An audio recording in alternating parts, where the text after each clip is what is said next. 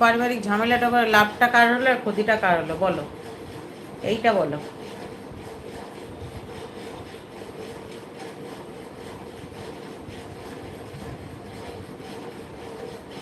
আমি আমার support ID দিয়ে তোমাকে বন্ধু করে নিচ্ছি, কেমন?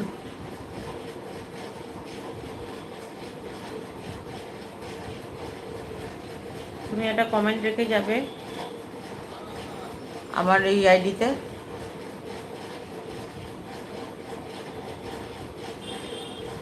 কি কি পারিবারিক ঝামেলা? আমার ওয়াচ টাইমেরও প্রয়োজন নেই, কিন্তু আমি মনি অন করব না কেন? টাকা পয়সার দরকার নেই? তাহলে তুমি ইয়ে করছো কিসের জন্য? মানে সবার লাইভে যাচ্ছ বা ইউটিউবে রয়েছো কিসের জন্য? সেইটা বলো একটু।